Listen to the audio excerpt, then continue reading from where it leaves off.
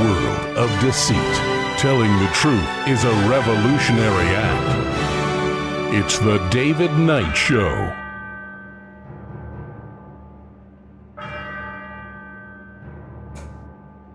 As the clock strikes 13, it's Tuesday, the 3rd of March, year of our Lord 2026. Well, we had a very interesting revelation yesterday from Marco Rubio.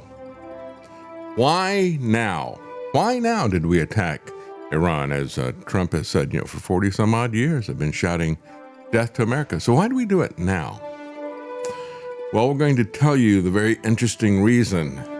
And it's something that, unfortunately, a lot of us have been talking about for quite some time. We have War Pete saying he is a recovering neocon. I think he fell off the wagon, if that was ever the truth.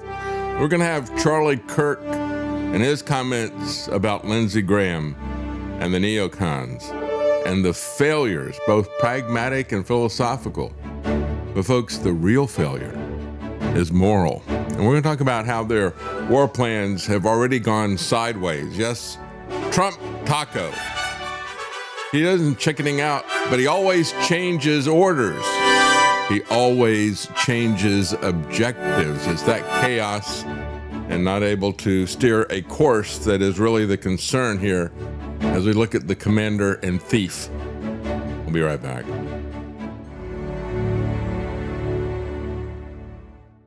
Well, Pete Hegseth says that this war in Iran is not Iraq, but he can't say what it is. And he scolds the press for saying, how dare you ask what our objectives are, right? I mean, don't you know that we're supposed to be the rulers of the world? And that's all you need to know. By right, we are the exceptional power. We can project power. And he made some vague mentions about how Iran should not be allowed to project power. Well, the Pentagon has named this Operation Epic Fury, and Hegseth doesn't really have any objectives except to say lethality. Let me just say, killing everybody is not an objective. Killing everybody is not legal. It's not moral. But that's all that Pete Hegseth can come up with, lethality. They even have this thing about lethality maxing, which goes back to a lot of the slang on some of the discussion boards and stuff. It's people who are doing crazy stuff to their body, men, to affect their jaw, to get the square jaw, whatever. They think that it's all about looks. Quite frankly, I think it is an appropriate way for the Pentagon to describe itself, because it is all about looks, isn't it? It's all about cosmetic surgery. Forget surgical strikes. This is about cosmetic surgery, about image. Projecting an image, not necessarily power. Well, the question when we look at whether or not he is a recovered neocon, I guess we could always question whether or not War Pete is going to become repeat. I've been a recovering neocon for 6 years now. Like, the foolishness with which we ricocheted around the world, intervening, think it was in our best interest, when really we just overturned the table and created something worse in almost every single scenario, has led to the hubris of the Pentagon is that they want to now tell other countries how to do counterinsurgency based on what we did in Iraq and Afghanistan. Like, are you kidding me? So you really have learned nothing. That's right. I think he really has learned nothing either. By the way, while we're on the topic of what should U.S. policy be, and should we ever have a president who makes a case for war? Like, hey, they attacked us. Let's stop this threat of violence that's killing our own people. No, we are the ones who are doing that. We are the aggressor. We are the Hitlers in all of this. Charlie Kirk got it right before he died. On one side is the Lindsey Graham, John Bolton types, where they are actively calling for regime change. Here is Lindsey Graham, and this is just lunacy. It has nothing to do with nuclear weapons at this point. This is now that we want to go all in and take out the regime. It's time for us to close the chapter on the Iranian Ayatollah and his henchmen and start a new chapter in the Middle East. And that sounds good, doesn't it? But what have we learned when it comes to wars, and especially wars in the Middle East? What you draw up on a whiteboard rarely happens. What you think theoretically is going to occur, there might be unintended and unforeseen consequences, especially when you're talking about a country 2.5 times the size of Texas. It has 90 million people and was an ancient and great power with well over a dozen ethnic groups. You have underground Christians. You don't really have many Jews left in Persia. But also you have secular younger Persians. Who's going to run the country exactly, Lindsey Graham? This sounds like Hillary Rodham Clinton in Libya. So I'm pointing to the first extreme right now, the neoconservative extreme, the we must go take off the head of the snake right now. Be all in, President Trump, in helping Israel eliminate the nuclear threat. If we need to provide bombs to Israel, provide bombs. If we need to fly planes with Israel, do joint operations. But here's the bigger question. Wouldn't the world be better off if the Ayatollahs went away and replaced by something better? Wouldn't Iran be better off? It's time to close the chapter on the Iranian Ayatollah and his henchmen. Let's close that chapter soon and start a new chapter in the Mideast, one of tolerance, hope, and peace. Okay, that sounds good, but that's pathologically insane. I'm sorry, it is. How do you know it's going to be better? Yeah, the Ayatollah is awful. But maybe he's one of the few guys that can keep that country together and not have a 90 million person civil war. Lindsey Graham is so consistently out of his mind, it's hard to even comprehend. Regime change is not like changing the head coach at the Chicago Bears. It's not how it works. It's not like a clean transfer. Typically in the Mideast, it's very messy, creates a quagmire, and then there is civil war. Yeah, well, their well-defined plans went away right at the very beginning. The very first thing they did was the decapitation strike when all the leaders were meeting. And Trump told Jonathan Karl, he said, yeah, we had 3 or 4 candidates that we wanted to replace the Ayatollah. We killed them all. That's how this stuff goes. They don't have a plan. They're the gang that can't shoot straight. They don't know what they're doing. And, of course, we got to get the Ayatollah out of there because he's a horrible guy, and he is. It's kind of interesting, all of the things that people are talking about in terms of what the Ayatollah did. He's got a secret police. He arrests, tortures, kills dissidents, on and on and on. One of the longest authoritarian leaders that the world has had, longest surviving. I looked at it, and it's like, the Shah did all of those things. Our guy. The Shah was there for another year, longer than Khomeini was. And the Shah is the one who basically paved the way for Khomeini to take over. There's a lot of things here that are really working against themselves. One of the things in terms of when you look at the motivation of people to fight a war, and don't underestimate that. I think that counts a great deal, especially in asymmetric warfare. Motivation is a big part of the equation. And they want to talk about how they did this precision surgical strike, and we can pinpoint accuracy, we can do this and that and everything. And at the same time, how do you explain then these 2 schools that were killed, where they killed 150 or 160 something kids, girls in one school alone, about another 50 or 60 in the other school? How do you explain that? At the same time, you're boasting about the accuracy of your weapons and your targeting and your planning. And of course, what Scott Ritter was saying yesterday, I played that clip for you. He was involved in targeting when he was in the military. And he said he is haunted by the fact that they got bad intel and they targeted this bomb shelter and killed so many civilians, a lot of them children. And so his take on it was, this is just kind of a quota system. The Trump administration comes in and the Pentagon, and we got to have X number of strikes, so give us targets. And he said these guys are just going through grabbing targets, sloppily grabbing targets. That's what this is about. And I think people are going to see, they talk about blowback. That's one of the very first places it begins. First of all, they have their decapitation strike. They not only kill the Ayatollah, but they kill the people they think they can work with.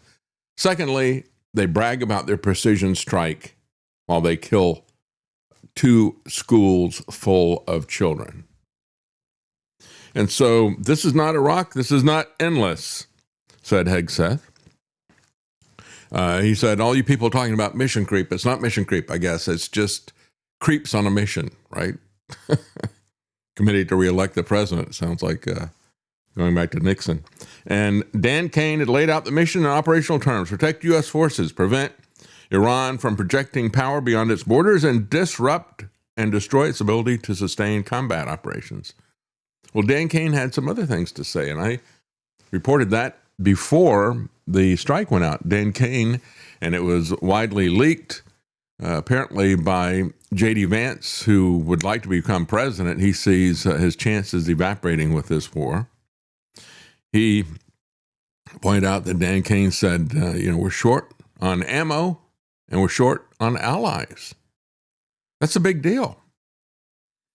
And so there was a lot of reluctance there in the Pentagon from the chair of the Joint Chiefs of Staff, and yet Trump does it anyway. We're going to talk about why he did it here in a moment. So emphasize the U.S. is setting the terms of this war from start to finish. Are we really? Are we really? What are the legal basis for these combat operations? And are we setting the terms for it? Are we in control? Or is there a tail that's wagging the dog? That's basically what Rubio said in a meeting with some congressional leaders that they call the Gang of Eight. Destroying missile stockpiles, and we're degrading naval capacity. These are measurable tasks. Well, we're not just destroying the stockpiles of ammunition of the Iranians. We're destroying our own stockpiles, leaving us vulnerable as we're trying to provoke a war with China as well. Ensuring that Iran never acquires a nuclear weapon is a strategic objective, but it can't be secured by air power. A durable nuclear outcome would require verification, monitoring, and an inspection framework that's capable of confirming compliance over time. You're going to have somebody on the ground to do that. When the secretary promises, quote, no stupid rules of engagement, and rejects the constraints associated with prior conflicts, he signals a posture that is centered on unilateral force. This is why I say he only talks about killing people. That's his only plan, lethality. And when he despises rules of engagement, that's why War Pete despises international rules of war, why he despises the Geneva Convention, why he despises the Pentagon's rules that have been there. Things like we don't kill people who are shipwrecked. There's so many of these things that they're doing, of course, in the Caribbean. A Daily Caller reporter, Reagan Reese, asked Trump, said the U.S. would leave when all the objectives are complete, and then asked Trump directly, well, what are those objectives? War Pete, how dare you ask the president what his objectives are? Do you not realize that you're talking to a king here? And of course, his objectives always change. That taco. Hegseth replied, Iran projects power in a way that we can't tolerate. Let's think about that. U.S. and Israel have armies. U.S. and Israel have planes and missiles. U.S. and Israel have nuclear weapons. None of that can be tolerated by Iran. We project power. As a matter of fact, that seems to be the only thing that we're concerned about is projecting power. Iran can't project that. But if you're going to stop that, here's this, this double standard that we've got here. If you're going to stop them projecting power, is that not an open-ended mission? Well, yes, it is. Preventing Iran from projecting power is not a narrowly defined condition. Projecting power can include support for proxy militias, weapons transfers, cyber operations, missile tests, maritime activity, political influence through aligned groups. This is what we do, right? We do all of these things, but they better not do that. They don't have a right to exist. They don't have a right to protect themselves from us, even if we attack them. If suppressing power projection becomes the organizing principle. The mission's boundaries become inherently movable. Any remaining influence can be treated as justification for continued action.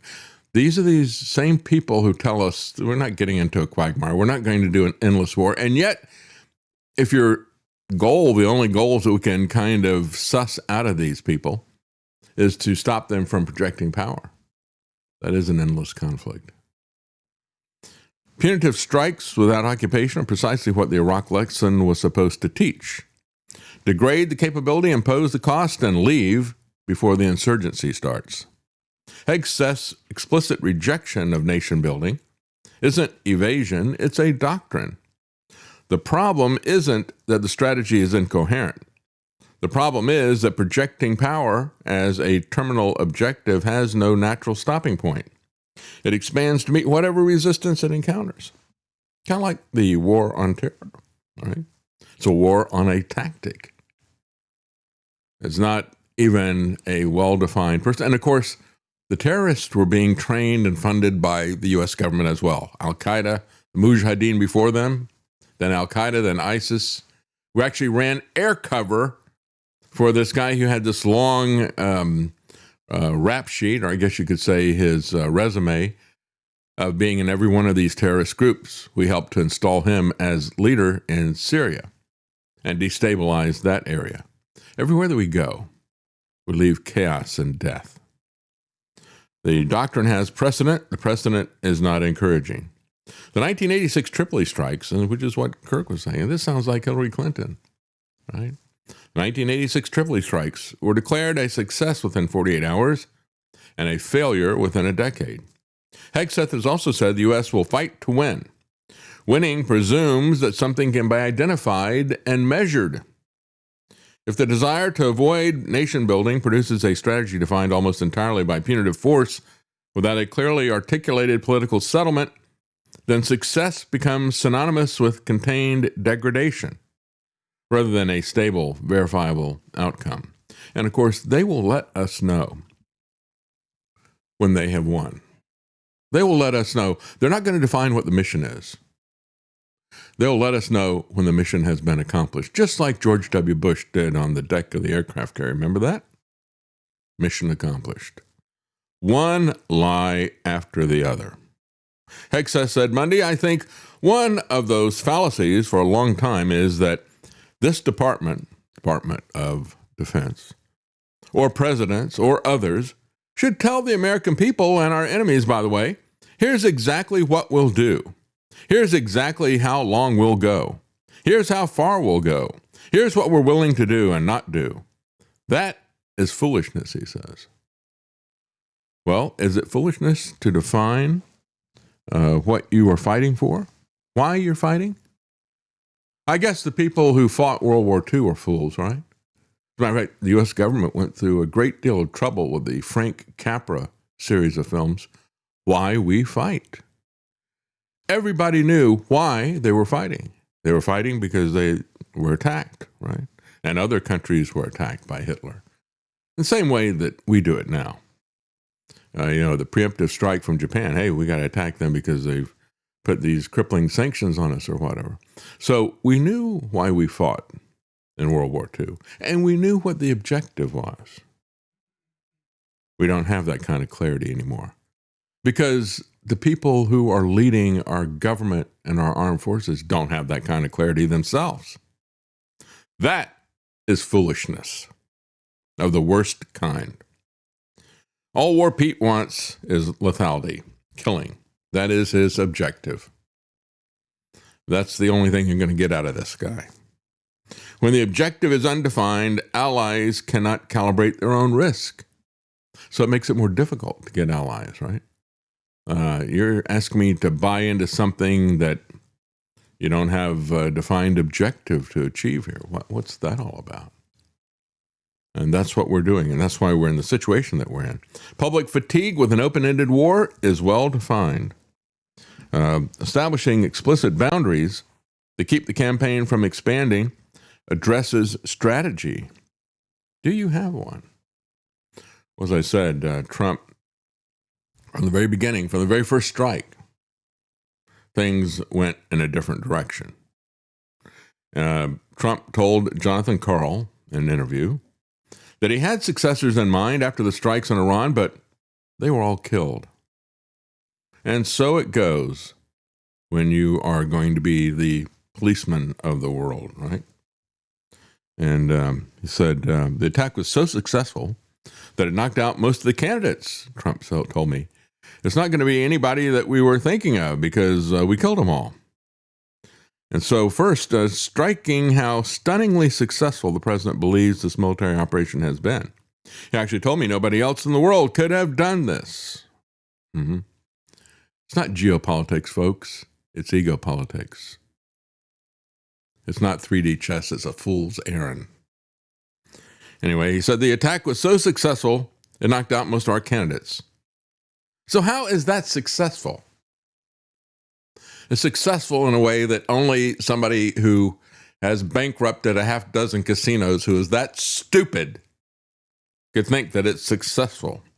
You had a plan, did you? Well, Trump completely ignored White House reporters on Sunday night.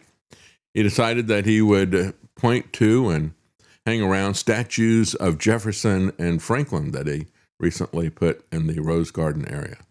I got to say, that is as close as he'll ever get to Jefferson and Franklin. He rejects the Declaration of Independence. He rejects the Constitution. He rejects their politics, their philosophy, their actions.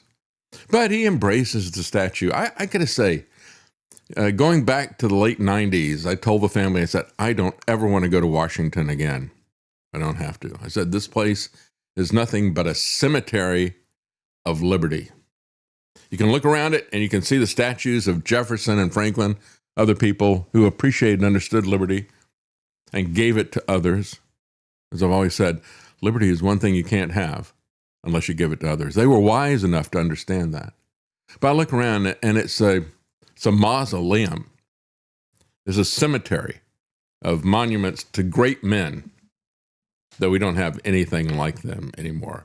I mean, the picture of this orange pig standing next to a statue of Jefferson makes me want to throw up. You're not even of the same country. Get out of here. It's like Stephen Miller talking about we, when he talks about America and the founding of America. His parents came here as refugees during World War II. He didn't do anything to build this country. He's destroying it. He's antithetical to everything this country is about.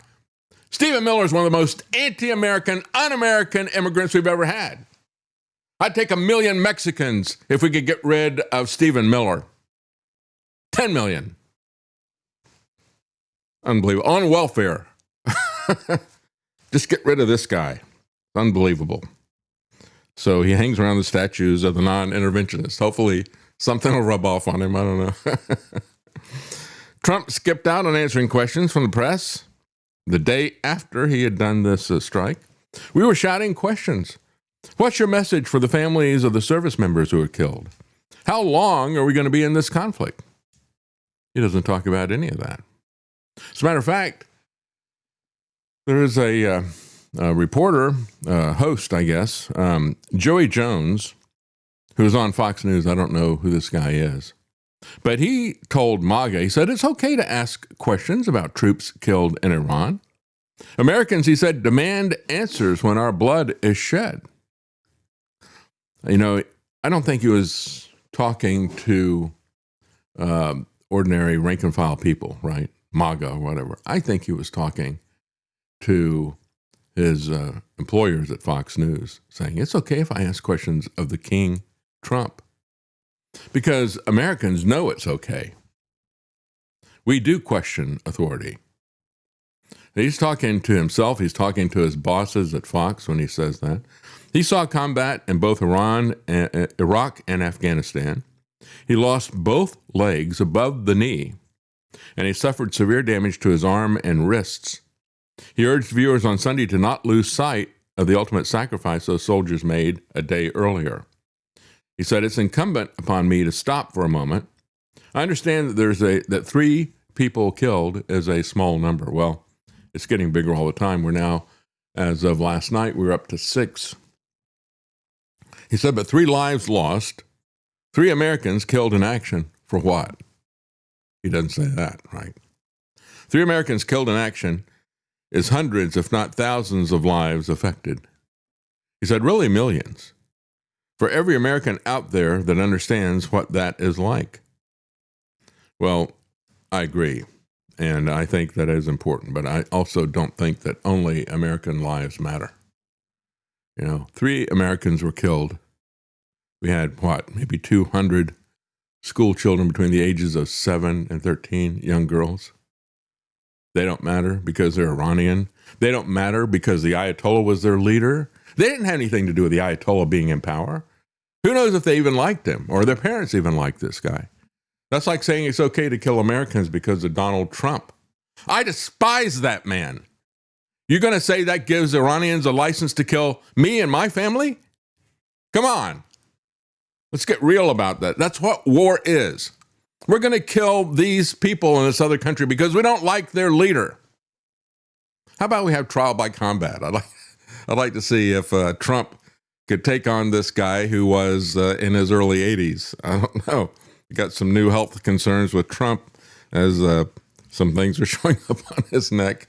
It's I'm not laughing at the health condition. I mean, it happens to all of us, but I'm just saying, why don't we let these old men fight it out with each other instead of killing innocent people? Well, a drone has impacted a U.S. embassy in Riyadh after Rubio warns that the hardest hits are yet to come. Yeah, Trump says that we're projecting 4 to 5 weeks, but it can go longer. Whatever it takes. In other words, another open-ended war. The Strait of Hormuz is closed, and they will set any ship on fire that tries to pass through. Reuters reports, citing Iranian media. So West Texas Intermediate crude oil is now up by more than 7% following the headlines. They're very proud of the fact that Iran had, something 7 or 11 ships or something, some small number of ships in that area. I don't even know if they qualify as ships. They might have been boats. But they said they're all gone, right? The Iranian quote-unquote navy, if they ever had a navy, all gone. That's not what's going to close the Strait of Hormuz. It's asymmetric warfare. They have missiles, they have drones, and it's a very narrow passageway that's there. And the tankers going through are very vulnerable. You want to take a chance with your $1 billion tanker or whatever these things cost? Go through the Strait of Hormuz? Or maybe just set this out and we just stop the flow of oil. As I said yesterday, when you compare the amount of oil that goes through the Strait of Hormuz, it's about 20% of the global supply. That is far, far more than the amount of oil that was blocked with the 1973 OPEC embargo. America's importation of foreign oil was only 19%, and the OPEC embargo only was against the United States. And it only lasted about 6 months or so. But look at the economic consequences and how that unfolded through the rest of the 70s. The inflation it kicked off, the stagflation that it kicked off, the massive recession that happened with it. And because what happened was the U.S. went into the global market and started buying up oil from, had to have the oil and buying it up from other people, raising the price for everybody else. But this is 20% of the global supply that's affected in terms of going through the Strait of Hormuz. And it's not just the oil in transit. It is also the refineries, which are clearly a target by the Iranians. This is something we've already seen in the Russian-Ukraine war. The refineries especially become a target, a very vulnerable, soft target. But it can affect any of the infrastructure. And it can happen here domestically as well. How many ships will be willing to go through the Iranian kamikaze drones taking pot shots? Marco Rubio says, well, the president always has all options on the table, yet he believes that the objectives can be achieved without any ground forces. And there's no diplomacy happening with Iran, and the next hits are going to be the hardest to come. This is not Iraq. It's not endless. We'll see. But it started the same way as Iraq, didn't it? With lies about weapons of mass destruction, started exactly the same way. History doesn't repeat itself, but it certainly does rhyme, doesn't it? So Iran can't contest U.S. control of the Gulf in a conventional fight, but it doesn't need to. Its strategy has always been centered on denial, using drones, missiles, mines to raise the cost of commercial transit through Hormuz. Even if their so-called Navy takes heavy losses, and they have, the core threat remains. Drone and missile attacks can still disrupt shipping and can still rattle energy markets and still rattle the global economy. Meanwhile, the surreal implications underlying all this, Rubio says, I've been asked, why now? And what did he tell them? And it really got a lot of people upset. He told the Gang of Eight, leaders in the Senate and the House, he said, well, Israel was going to strike, so they forced our hand. We had to do it because Israel's going to do it. They don't take any orders from us. They give the orders to us. And it's not just giving hundreds of millions of dollars to Trump with Jewish billionaires like Miriam Adelson. It's not just doing that. It is saying, well, we as a country are going to attack Iran. And what Rubio said was, if they attack Iran, we know that Iran is poised to immediately release attacks on our bases and so forth. So we decided that we better get ahead of them and we better attack first, and we better take out these bases because, before we absorb those strikes. That's the logic, if you want to call it that. It's weakness of the worst kind, isn't it? He wants to prattle on about the omnipotent presidency. We've got all options always on the table. Do whatever we want. Unless it's something that Israel doesn't want to have happen. In that case, we have to do what they want. Yeah, it's not just about our corrupt politicians who've sold us out. These people need to go to jail. Why are they allowing this to happen? Well, we know why they allow it to happen.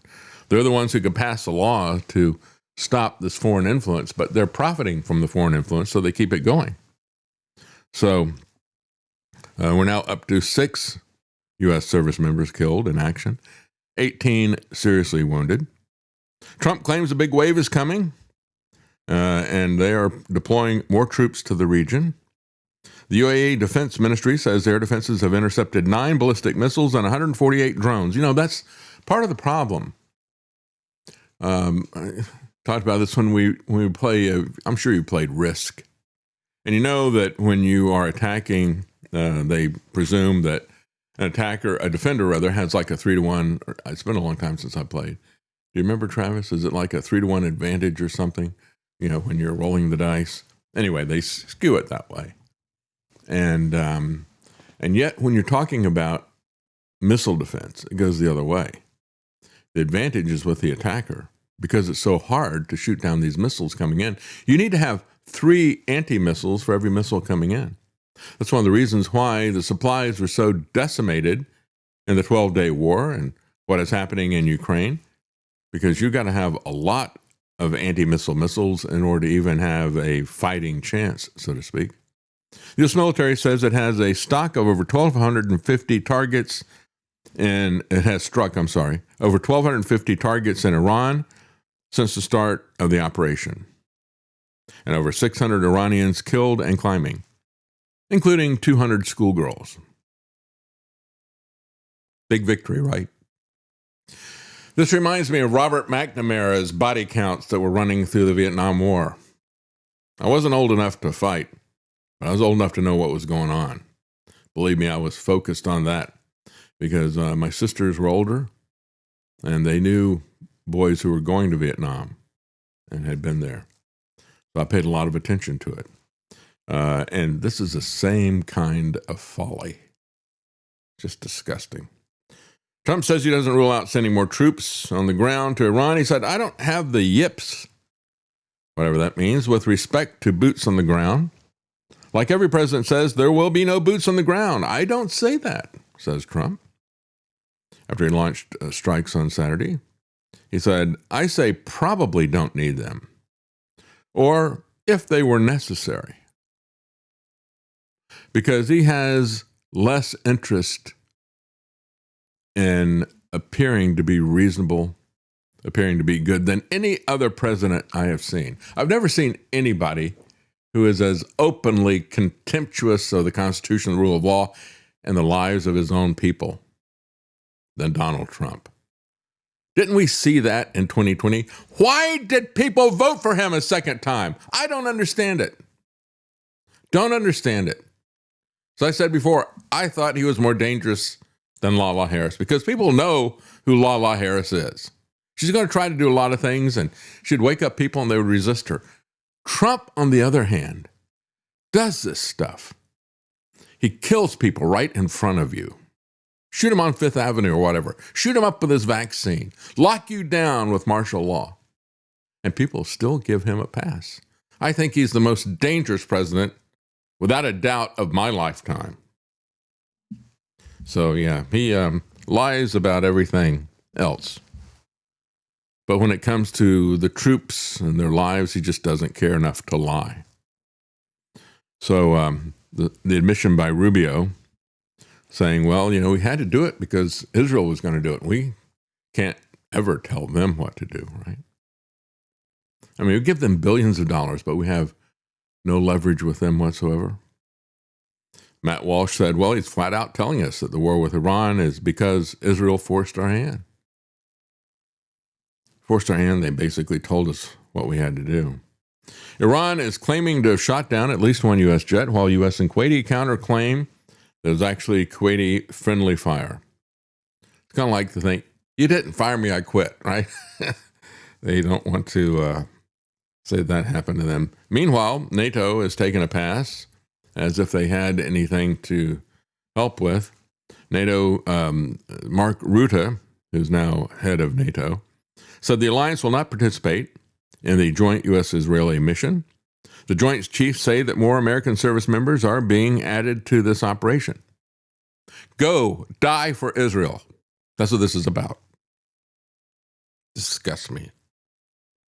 Rabobank's take is paraphrased down to one single key sentence. The U.S. strike in Iran is Trump's high-risk gamble to choke China's energy lifeline, to flip Tehran to Allied control, to open the India-Middle East-Europe corridor, weaken Russia, and lock in 21st century U.S. hegemony, delivering quick regime change and falling oil prices that cement Trumpism as a historic win. None of that is involved. We're doing it because Israel told us. This grand strategy that they want to project onto Trump, none of that is going to happen, folks. None of that. And it wasn't his strategy anyway. He did it because Netanyahu told him to do it. Or, here's the other alternative, says Rabobank. Or it could spark Middle East chaos, yep. And global blowback, yep. That hands Beijing an advantage in a new age of empires. I think that second scenario is the most likely one, for sure. So, reporters are still frustrated by a lack of a timeline or laying out any specific objectives. Yeah, take that to Congress. This is why, in the wisdom of people like Jefferson and Franklin, we said, let's have a deliberation about this. Let's discuss before we go to war what is happening. And that's just from a pragmatic standpoint. And then you have the legal aspect. And then you have the overarching moral aspect of this, that you don't initiate wars. You don't start wars. A preemptive strike is starting a war. That in and of itself is immoral. It's wrong, it's immoral to start wars. Isn't that why everybody got fired up about Pearl Harbor and about Hitler attacking Poland and on and on? You're starting wars. So, Hegseth, they kept asking Hegseth, can't you tell us what your plans are with this? How dare you? How dare you ask me? He says, didn't you hear my remarks? We are ensuring that the mission is getting accomplished. We would never, in front of a press pool, lay out how long that may take. And they would never lay out what the mission is. They'll tell you what the mission is once they have decided that they've accomplished the mission, just like George W. Bush on the aircraft carrier deck. Trump previously told the Daily Mail it'd take up to 4 weeks. Well, as this commentary says on Zero Hedge, For a month of intense warfare will seem like a lifetime given how fast events at the blowback have been coming over the last 48 to 72 hours. He just told CNN, "We're about to hit them hard and the operation is progressing very well. The big wave hasn't happened yet, but it will come soon." There's now an official Pentagon casualty death count. Gulf allies, especially Israel, are getting hit hard by Iran's significant ballistic missile arsenal. Trump himself may now be, and only too late, realizing that he just bit off more than he can chew in ordering this ultra-risky regime change operation. There is, as of yet, no clear end game. Trump has talked about reaching objectives without defining them. Of course he would, right? Keep it fluid. I don't want to tell you, if he defines an objective, folks, then he runs the risk of not meeting that objective and being seen as the loser that he is. Lucky Loser, that was the name of the book that he sued the people for publishing that because they talked about how he was, it was a slot machine with Trump's face on it coming up on the three different wheels. And, he's a gambler and he doesn't win even when he's the house. It's crazy. Anyway, it's very predictable, very familiar. Sounds like the 2003 Iraq War under Bush and the neocons. Israel is taking significant casualties, at least 9 dead and dozens wounded. Hezbollah has entered the war. Even British U.S. bases on Cyprus have come under drone attack. Gulf nations are seeing casualties, and even other European bases in the region have come under fire. These have been sustained, particularly on Israel.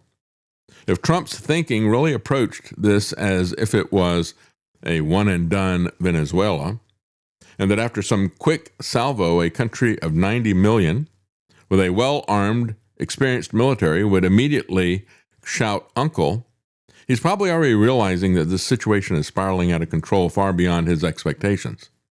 But he was clearly and loudly warned. Yet it is also true that Iranian top leadership is fast being depleted. It seems the Pentagon is already throwing the White House and Trump, however, under the bus, or at least is doing so through anonymous quotes given to the Washington Post, New York Times, CNN, and others. Pentagon briefers acknowledged that Iran was not planning to strike U.S. forces or bases in the Middle East unless Israel attacked Iran first, undercutting the administration's argument Saturday that Tehran was planning to potentially strike the U.S. preemptively and posed an immediate threat, according to multiple people who attended the briefing. Well, now we have had Marco Rubio, Secretary of State, say that. It's not just leaks out of the Pentagon, but the threat of a preemptive strike from Iran was not that at all. It would have been a retaliatory attack based on Israel's preemptive attack. So we decided we would go in and preemptively attack. So senior administration officials told reporters on Saturday that the U.S. chose to attack Iran because it had received indications that the regime was planning to launch missile attacks against U.S. bases in the region preemptively and create a mass casualty situation. There was no intelligence to support the administration's claim on this. And now that has been, that was reported by CNN and by the New York Times and Washington Post. There was no intelligence to support the idea that Iran was planning a preemptive attack. And now Marco Rubio has verified that. Said the intelligence was that Israel was going to start the war. So we had to get out in front of them because they won't listen to us. They're not our ally, they're our commander. And so Dan Kane, who is head of the Joint Chiefs of Staff, warned about 5 different points. He said that the war plans under consideration carried a very high risk of significant American and Allied casualties. He cautioned that a multi-day campaign would exhaust the defense munitions and other limited supply items critical for protecting regional partners like Israel if Iran retaliated. Again, short on ammunition, short on allies. He said an intensive operation against Iran could deplete stockpiles to a level that would complicate U.S. readiness for potential future conflict with China. We have to leave ourselves vulnerable. The empire has to get vulnerable, can't protect itself, because we've got to protect Israel. But even that is called into question. Do we even have enough missiles to protect Israel, our bases, our allies? He described the potential campaign as one that could stretch the military thin and leave forces overtaxed. Finally, he gave high likelihood of success. He said was unable to provide similar guarantees regarding a large-scale strike on Iran. He had given a high likelihood of success when it came to Venezuela and Maduro. You know, kidnapping a leader is a very different thing than going to war against a country the size of Iran. And that was his point. He said, yeah, we're going to, we can certainly do this Venezuelan crime. But in terms of starting a war with Iran, I can't guarantee that's going to be successful, said the chair of the Joint Chiefs of Staff. And of course, remember that Trump and War Pete were very careful to handpick loyalists to Trump. They didn't want people who were going to rock the boat, who were going to push back against what he wanted to do. Glenn Greenwald said that for decades, Netanyahu and American neocons have dreamed of only one foreign policy goal: having the United States fight a regime change war against Iran. With the Oval Office occupied now by Trump, who campaigned for a full decade on a vow to end regime change wars and banish neoconservatism, their goal has finally been realized. They got exactly what they want. And as Reason points out, the goalposts of the Iran war keep shifting, and you're going to see them shift. Trump doesn't want to say what the strategy is because he's always changing his objectives. He's always changing his orders. You think the tariff thing was bad and chaotic? Wait till you see the way this guy conducts a war. Well, we're going to take a quick break before we go. This was yesterday. I didn't see this until the show ended. IRS Machine Gun, thank you very much for the tip. He said, no words can express how sick I am of this warmongering president. That was exactly the position I was in Sunday night when I was looking at this. It's like, there's so much to say, so much to cover here. I know I'm going to leave out, and I'm sure that I did, leave out some very important things here. My contempt for Donald Trump and his regime. I really can't put it into words. I try, but I can't. AP Rumble seat, as if the last few years wasn't enough via both sides of the aisle between Orange Man and Biden. Now we're geopolitically isolated and a big red target for terrorism. That's exactly right. We'll be right back, folks. But unlike most revolutions where the people rise against a real economic oppression, in our case here in Boston, we are fighting for purely an abstract principle. Hear, hear. Hear, hear. It is, however, not nearly so abstract as the young gentleman supposes. The issue involved here is one of monopoly.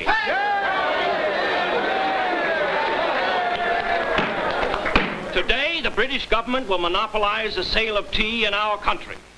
Tomorrow, it will be something else.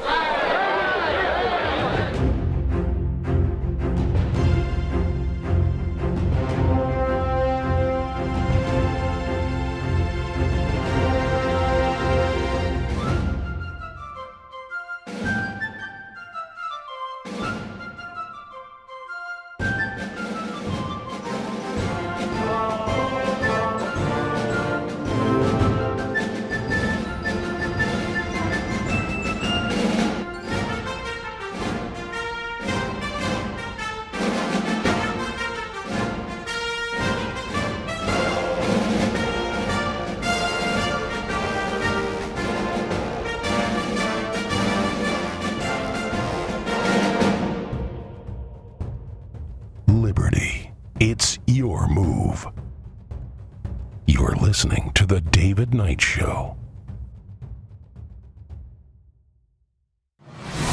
APS Radio delivers multiple channels of music right to your mobile device. Get the APS Radio app today and listen wherever you go. Welcome back. Well, how popular is this war here in America? Well, turns out not very popular. A Reuters poll taken on Sunday shows only 27% of Americans support the U.S. attacking Iran, 43% of Americans oppose the war. Another poll, it was 25% support, 59% opposed. And as a matter of fact, if you look at this article from Free Thought Project, it said, here are 29 polls showing that Americans do not want war with Iran. War with Iran is arguably the most unpopular foreign policy proposal of the last 40 years. And in this very long article, I won't go through all the details, but they go through one poll after the other, and it's not even close. Again, when you look at it, it's underwater, and a lot of the very first one they've got here, underwater by 53%. People, 53% more people do not want the war than want the war.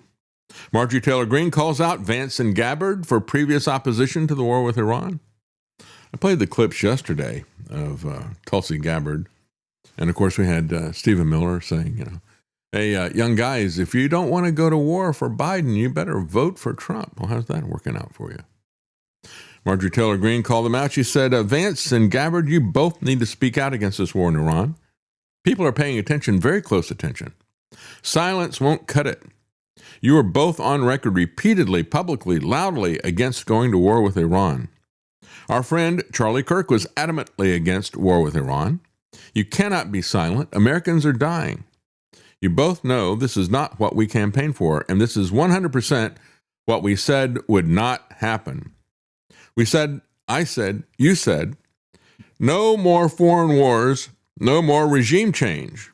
All we wanted was America first. This is not it. Part of what Charlie Kirk was saying, and again, it was about the pragmatism, and it was about, I think we need to stop calling these people neocons. There's nothing conservative about them. They're just con men and women. But they're really warmongers. They sell war. They profit from war. That is their raison d'etre. That is how they get and stay in office. They do whatever it takes for the Machiavellian industrial complex. And that's really what it's about. It's about selling war. And one of the things that Charlie Kirk said, he said, well, we have on the other hand, we have Ron Paul. And, I know these people can be isolationists, but, that's kind of a pejorative term. We shouldn't really call them. They're really kind of looking at these things, and we should be cautious about it because of the practical history. Look at how this has worked out for us. This neocon stuff is not working out. He says, as a matter of fact, it's been such an epic failure. We just need to reject that philosophy. It's not to say that we need to jump into isolationism with both feet. We can, but that is really closer to what we want to look at. Look, it's not Ron Paul. I saw that and I wanted to say to Charlie Kirk, it's not just Ron Paul. It was George Washington. It was the founders of this country. And for generations, they said, we don't go abroad seeking monster to destroy. We don't want to have foreign entanglements with other nations and get drawn into their wars and to fight their wars for them, like we did for Israel in this particular case. This is a foreign entanglement that has drawn us into a war with Iran. It's classic. We knew about that. Instead, what do we want? We want peace and we want commerce with all countries. Trump doesn't want commerce. He wants conflict. And he's done that from the very beginning. It's all about ego politics. There's no geopolitics in this at all. It's all about his ego. It's about intimidation. It's a mafia approach to government. He wants to be king of the world. He wants these people all bow to him to kiss his ring. It's very destructive, very chaotic. As I said, he is a one-man fourth turning. Depression and World War. Gabbard ran a presidential campaign and made no more regime change wars a major plank of her campaign. She was also highly critical of Trump's escalations against Iran, which included the January 2020 killing of the Iranian general Soleimani.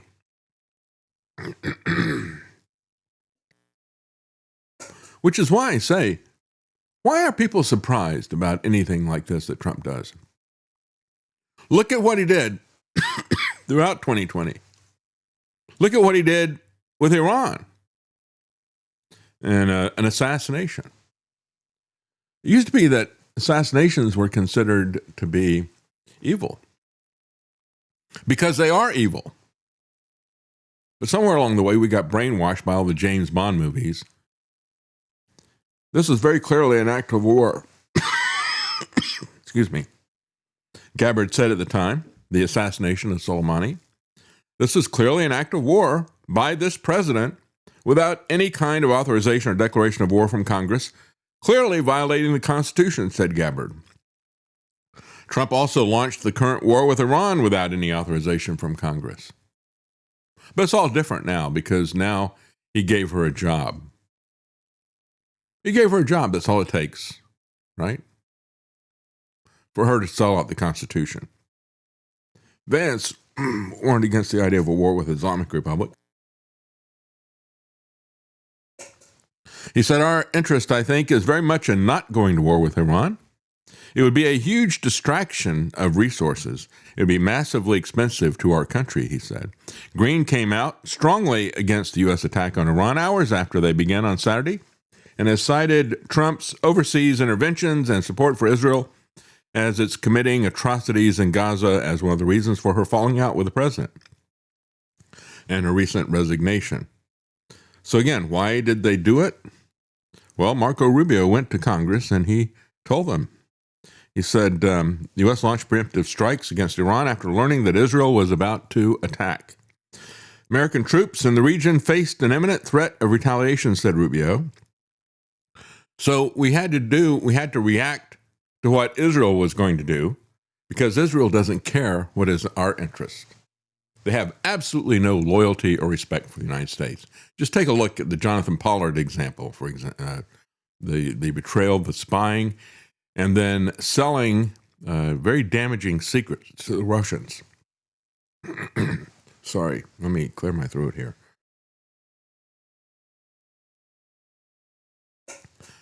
Rubio made the revelation on Capitol Hill where he briefed a small group of congressional leaders, the so-called Gang of Eight.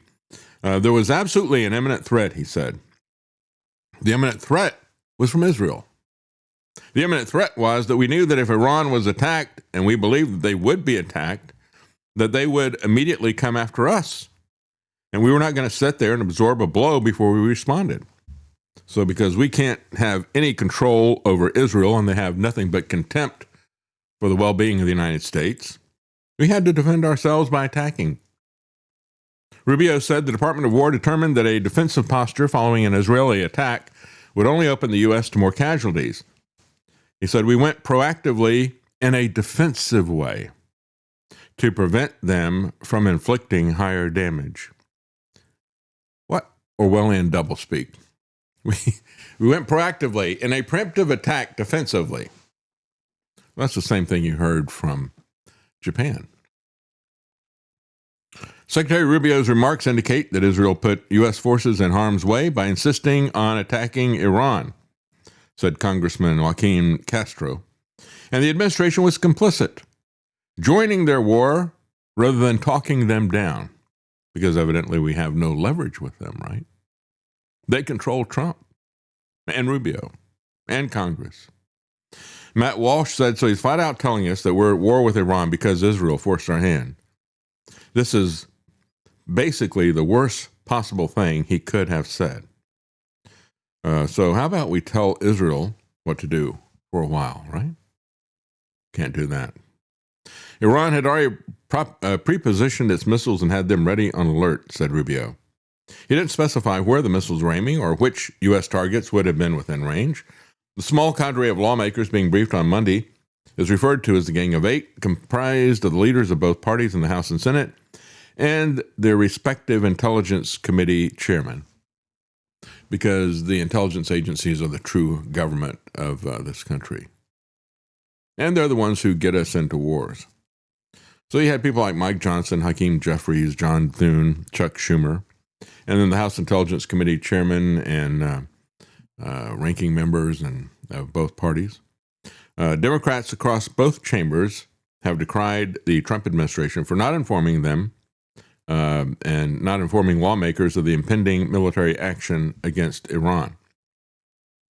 Rubio said, well, there's no law that requires us to do that. Look at how Marco Rubio perverts and inverts the Constitution. He says the law says we have to notify them 48 hours after beginning hostilities. We've done that, and I think the notification went today, but did notify members of Congress, but we did notify members of Congress in advance. We can't notify 535 members of Congress, he said. Well, that's not what the Constitution says.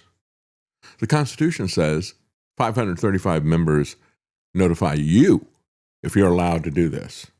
They decide whether or not a war should start. If the war starts, then it's up to you to conduct it. But they decide when the war starts, not you. We don't want to have all that power with one individual. And of course, the founders understood that. They said the executive branch is the one that's most likely to get us into a war. We have seen that now over and over again. He said, we've complied 100% with the law, and we're going to continue to comply with it. You can't trust anything that these people say. Everything they say is a lie. Everything they say is a perversion. Everything they say is about ignoring the Constitution and doing whatever they wish. Well, we're going to take a quick break, folks. And, I got a couple of comments here I'll cover here before we take a break. This is from High Boost. He said, there is no strategy. Trump is doing what Bibi says and wants, and that's why there is no directive. They don't even know what they're doing. That's right. I'll let you know when I find out. Audi MRR, good to see. He says, Trump showed us who he was in his first term. I have no idea why people thought that the guy who effed up America to an unprecedented level of F up was somehow going to be America's savior. Yeah, I've never seen or even imagined that a president would lock down a country and say, you got to stay locked down until I get a vaccine. I knew what Dark Winter was about. I just didn't think they'd be able to pull it off, honestly. I didn't think the American people would go along with it. I didn't go along with it, and I know many of you didn't go along with it. I couldn't understand how complicit and passive the American sheeple were with all this stuff. And it was one of the most evil things I've ever seen in my life. One of the most evil things ever. Well, we're going to take a quick break. We'll be right back.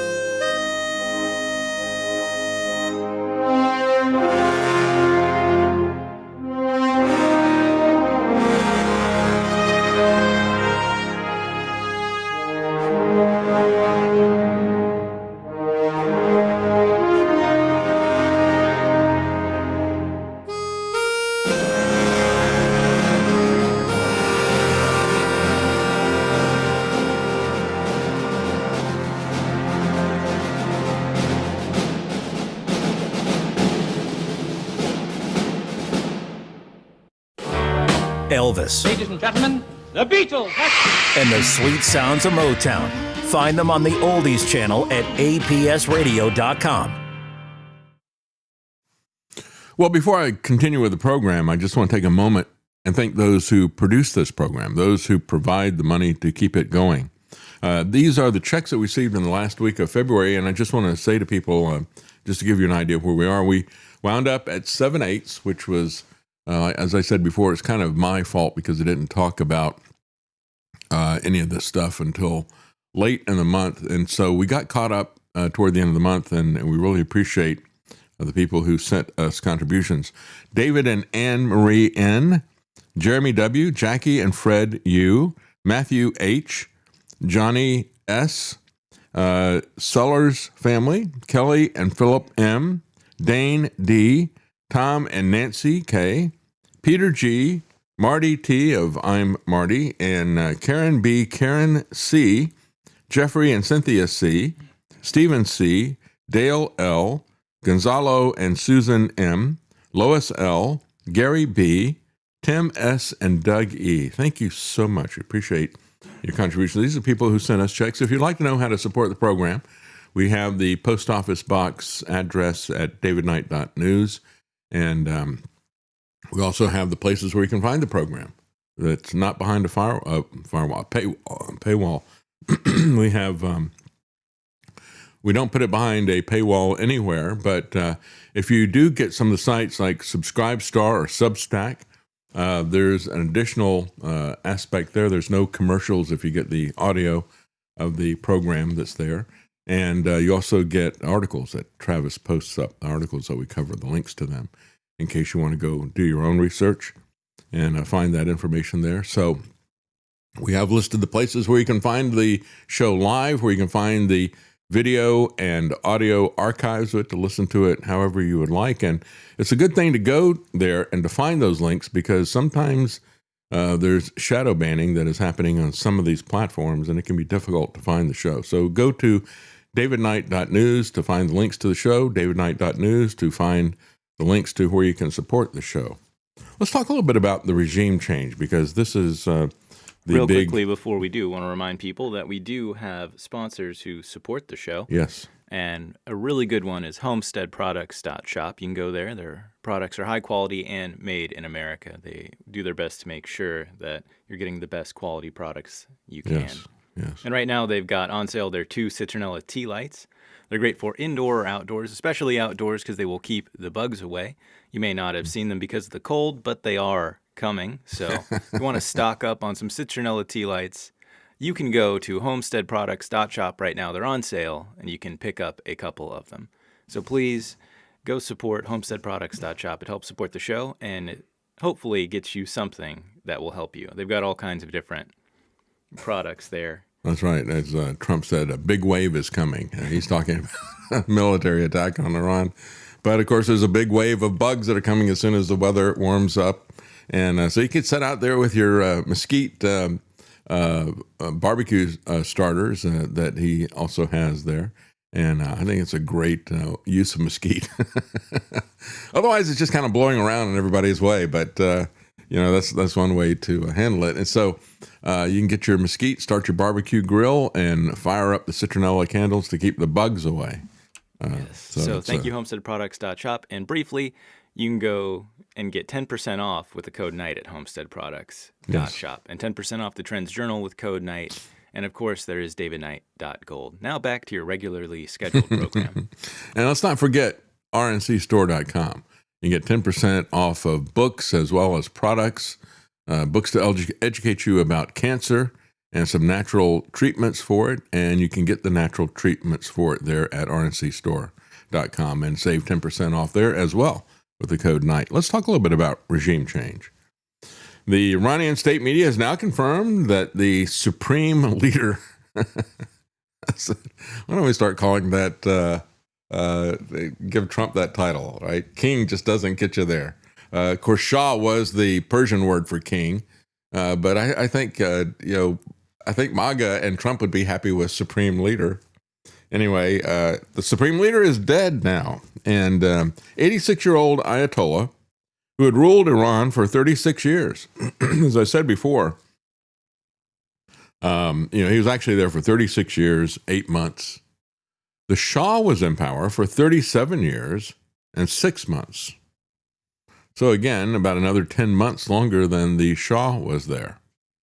And I looked at it, and, part of what's going on with this is he wasn't just a political leader, but he was also a religious leader. I looked a little bit into the difference between Sunni and Shia Muslims, because these are two main sects of Muslims. And the Sunnis are about 90 to 85%, which means that the Shia are about 10 to 15% of Muslims, which is equivalent to about 300 to 500 million Shias. And they look at this guy who had this office, they look at him in a sense, as some people have said, kind of like a pope for the Catholics. There is a sense of succession that they have for this. They believe that, and this is part of the difference between the Shias and the Sunnis. The Shias are more like they have, they don't necessarily, the Shias identify a line of succession, but the Sunnis are basically focused on collective community and debate in terms of coming up with a consensus for how they're going to interpret their Islamic law. And the Shias are saying, well, we want people who are in a line of succession going back to Muhammad, and they're going to decide who this next supreme ruler is going to be. It is a kind of a thing, when you look at it, it is very much like the Shah, the king. I can see why they would have both of these authoritarian leaders in, because you've got some guy who is basically in this line of succession. Again, they're talking about the Shah's son as if he's a possibility to put in there. I don't think that's going to work, basically. Who knows? That might be part of the plan that Netanyahu has for Trump to do. We'll have to wait and see. But Khomeini was one of the world's longest-serving authoritarian rulers, but not as long-serving as the Shah. Again, about another 10 months for the Shah. Khomeini took power in 1989 following the death of the Ayatollah who was there with the revolution, Ayatollah Khomeini. And I think this guy's name is like Khomeini or something instead of Khomeini. They almost look the same, but they're two different people. And so there was a really old Ayatollah who took over in 1989, the revolution that dethroned the Shah. This guy was there for 36 plus years. As supreme leader, he held authority over the judiciary, the state media, and over all security forces. Sounds just like the Shah, doesn't it? He wielded that power ruthlessly against dissent. Thousands of protesters were killed under his watch during the most recent crackdown. Again, sounds like the Shah. The Shah and his secret police, the Savak, created and trained by the CIA and Mossad. Iran's exiled former crown prince, Reza Pahlavi, a leading opposition leader who has organized mass protests against the regime, also called for the Iranian people to take to the streets. The question I have when I ever look at this, everybody talks about the Ayatollahs, and yeah, they're horrible, right? And very repressive, very totalitarian. But nobody talks about how repressive and totalitarian the Shah was. And my only thinking on this is that the press takes so much of their direction and information from the CIA, and the CIA put that king in. Well, what is next? As people are asking, what's next for Iran after Khomeini is dead? This person writing on RT says, as a researcher of Middle Eastern politics, I can't treat such actions as a surgical strike. They amount to the demolition of constraints that once, however imperfectly, made the international arena at least somewhat predictable. And this is the folly of Stephen Miller and his ilk. The idea that, hey, every country's borders are up for grabs. And if you can't defend it, you can't keep it. We're going to take Greenland, we're going to do this, we're going to go after Cuba next, and all the rest of the stuff. There's just this endless list of conflict and chaos that Stephen Miller and the Trump regime want. And that's the reality of all this stuff.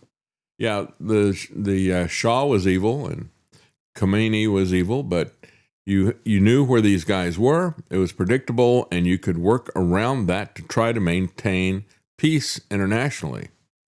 He says the physical elimination of a state's top leader, an assassination, is an acceptable policy tool. If it is, then law becomes stage scenery rather than an organizing principle.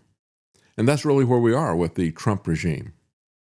Law is just scenery, and it only applies if they like the law. If they don't like the law, they ignore it. That's the hallmark of a dictator. Dictator says the law is in my mouth. It's whatever I dictate, whatever I say. So rules only apply when they serve the strong, and they can be set aside when they do not. This, in a nutshell, is Stephen Miller and Donald Trump. Against that backdrop, reports of a strike on a girls' primary school has been absorbed with particular bitterness in Iran.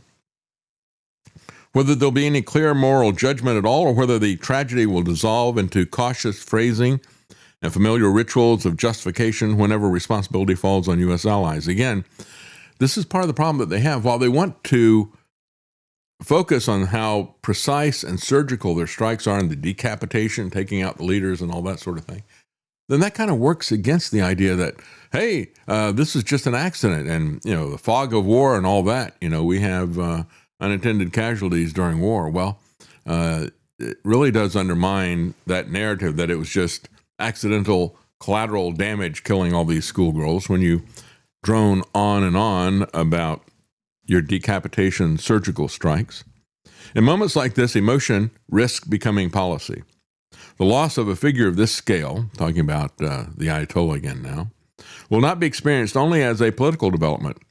For many Shiite communities beyond Iran's border, it will register as a symbolic wound. And we may see that the Shiites hit the fan in many, many countries. Like I said, it's like 10 to 15% of all the Muslims, and you just basically killed their religious leader, not just the guy who was the political leader of Iran and not very well liked either in that capacity.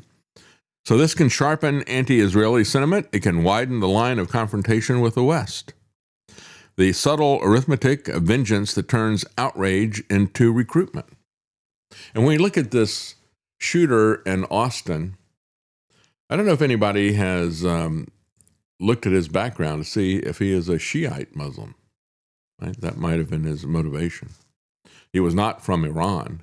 He was from, I think, was it Senegal? Do you remember that, Travis? Was it? I heard Senegal, but I didn't confirm.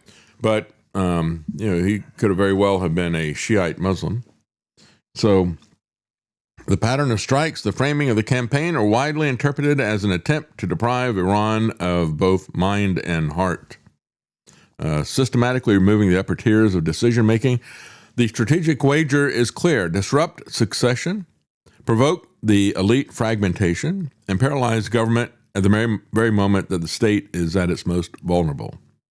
But those who imagine Iran as a structure held up by one man underestimate the degree to which the Islamic Republic has been changed under these siege conditions for several decades. Over decades of sanctions, covert action, and external threats, it developed institutional redundancies and continuity mechanisms precisely to survive shocks. In systems that have lived under permanent threat, succession planning is a survival mechanism. Reuters reports the Ayatollah Rafi has been appointed as the jurist member of the Leadership Council. He's not the Jewish member. They don't have a Jewish Ayatollah. Tasked with temporarily carrying out the Supreme Leader's duties. It is a signal that the system intends to have no vacuum, even under bombardment, and to lock in transition framework that Iran's constitutional logic provides. Politically, he is a figure rooted in the clerical milieu while simultaneously embedded in the state's institutional circuitry. You're not going to see much of a change there, quite frankly. Regime change decapitation is rarely, however, about one person. It's about preventing the body from finding another head. So it looks around and trying different heads on, I guess, for size. Finally, hovering over every successful scenario is the security establishment. And that in Iran is the Islamic Revolutionary Guard Corps. External assessments cited by Reuters suggest that the aftermath may produce not dilution, but consolidation. Strategies of decapitation frequently yield an adverse effect, an inverse effect. The higher the pressure, the higher the probability of accelerated consolidation, tightening of ranks, and a harsher survival mode. These people are in existential threat mode, right? It's either kill or be killed. The gravest danger in the current U.S.-Israeli course is that the attempt to finish Iran by eroding governability and disabling institutions may open the door to a future drenched in blood and ruin. The history of the region, recently, modern times, has repeatedly shown that dismantling a state from the outside rarely yields a clean outcome. More often, it unleashes cycles of violence, fragmentation, and revenge, paid for not by decision makers, but by ordinary families, neighborhoods, and children. Even those who imagine that collapse will deliver liberation tend to discover that the vacuum does not remain empty. It fills with militias, with vendettas, with economies of predation, with leaders who rise, listen to this, not because they can govern, but because they can hurt, right?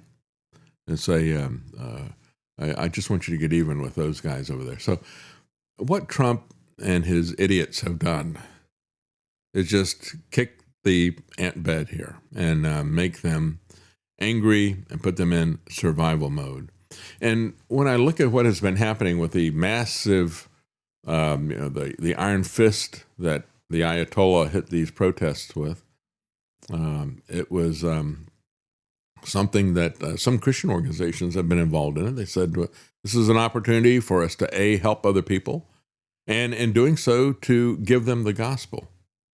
And there was an organization that was helping to equip them and train them in terms of giving medical help and other things like that.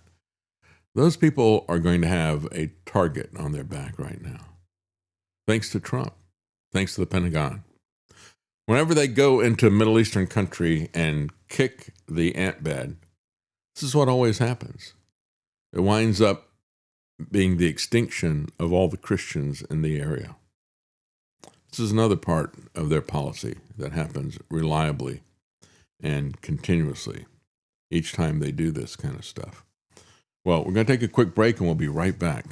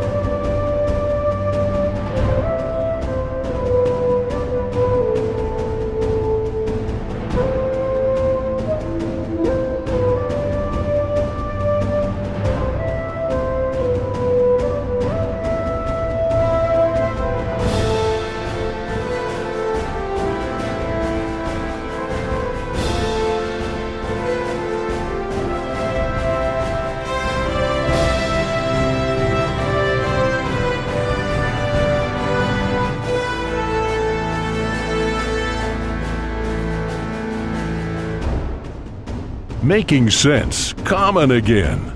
You're listening to The David Knight Show. Whether you're feeling like the blues or bluegrass, APS Radio has you covered. Check out a wide variety of channels on our app at apsradio.com. Well, guess what Lindsey Graham has been doing the last few days? I mean, this guy must be partying and celebrating like he's never done before. He is so excited. One war after the other. And he thinks that Donald Trump is the greatest president he's ever seen, just as I think he's the worst president I have ever seen. So Lindsey Graham is out there taunting Cuba, saying, "You're next." He said that after Venezuela as well. He said to Cuba, "You're next." And so Lindsey Graham unloaded a sharp threat against Cuba after Operation Epic Fury. As a matter of fact, I saw a meme where they had Kash Patel dressed up in a furry costume, and he's sitting at this table with everybody else in suits, and he said, "I thought you said it was Operation Furry." Anyway, appearing on Sunday Night America with Trey Gowdy, Graham told Trey Gowdy that Trump must finish the job that Reagan failed to do. Well, it wasn't just Reagan. It's pretty much every president has had a chip on their shoulder about Cuba. Cuba? He praised Trump's moves to strike Iran and Venezuela before it. He issued a stark threat toward Cuba. Cuba's next. They're going to fall. This communist dictator in Cuba, their days are numbered, said Lindsey. Then he loved up on Trump some more. I have admired you. I have never admired you more than I do right now. He loves him. That's kind of creepy out. If you're a heterosexual, I guess. Anyway, Charlie Kirk, in terms of, I played that early in the program, he said, Lindsey Graham is absolutely insane. He is. He's deranged. He's crazy. Certifiably so. I mean, if you keep doing the same stuff over and over again, expecting different results, you are crazy. He's a crazy, murdering SOB, really, Lindsey Graham is. Says, I'm here to tell you that Donald Trump, in my opinion, is the gold standard for Republicans, maybe for any president, when it comes to foreign policy. Now, what does that tell you about Donald Trump? All right. Neocon extraordinaire. Here's the guy who, if you look up the word neocon in the dictionary, you're going to see Lindsey Graham there, right? And he thinks that the gold standard for Republicans and for any president is Donald Trump. In other words, the neocon, the leading neocon, says that the best neocon of all is Donald Trump. Trump, I have admired you. I never admired you more than I do right now. Graham has made similar threats against Cuba before, telling reporters aboard Air Force One in January, you just wait for Cuba. Cuba is a communist dictatorship. It's killed priests and nuns. They've preyed on their own people. Their days are numbered. Have we done a lot of that as well? On Friday, before the Iran strike, Trump flouted the idea of a quote-unquote friendly takeover of Cuba to reporters outside the White House. A friendly takeover? He says they don't have anything right now, but they're talking with us, and maybe we'll have a friendly takeover of Cuba, like a friendly takeover of Greenland or Canada or any of this other nonsense. We could very well end up having a friendly takeover of Cuba after many, many years, he said. Well, again, hostile takeover is really more like it, especially if we're looking at Graham, because he is hostile to everybody and everyone. Washington has aggressively tightened its economic stranglehold on Cuba. Isn't that nice and friendly? Bless their hearts.